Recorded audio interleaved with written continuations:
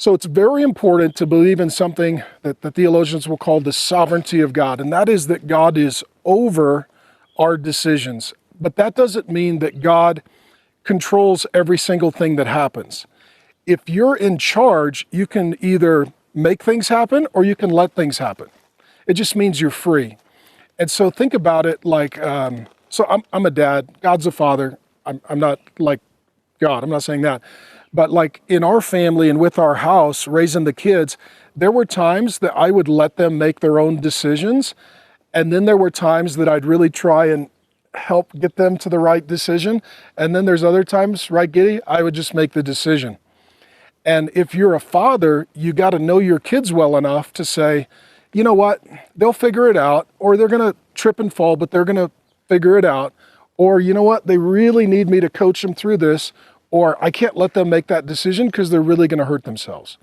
And so what it means that God is sovereign, it doesn't mean that he just controls everything. It means that he's the father and he can insert himself anytime he wants for whatever he wants. So like with Judas, for example, he looks at Judas and he tells him, you go do what you want to do. He just lets him go. With Paul, he comes down from heaven, blinds him, knocks him off a horse, and makes him a believer. And he decided what was going to happen for Paul. And so God can do whatever he wants to do. There's kind of two extremes of this. In Islam, they believe in something called determinism, and that is that God controls everything. And if you believe that, what happens when evil happens? God's doing the evil. Well, God's not evil. God's not bad. When evil happens, it's not like God made evil happen. Now, he's so good, he can use evil. So like the murder of Jesus was the worst evil in human history, and he used it for good. So he can use it. He's bigger than evil. The opposite on the other side is that God lets us kind of do whatever we want, and he doesn't get involved. And in Christianity, that's called open theism. And it's a false teaching. It's actually very popular in the Valley of Arizona. And that is that God doesn't know the future, and God doesn't control the future. And like us, he's in the middle of the process, and he's not sure what's going to happen, and he can't control it. And that's craziness.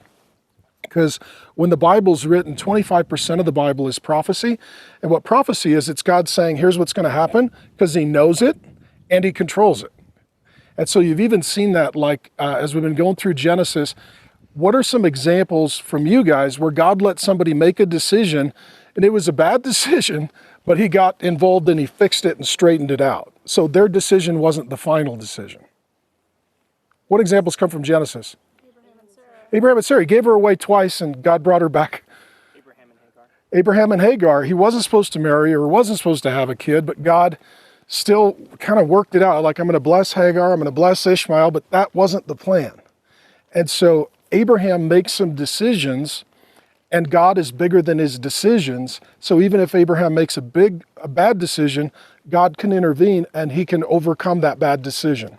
And that's what it means to be the sovereign.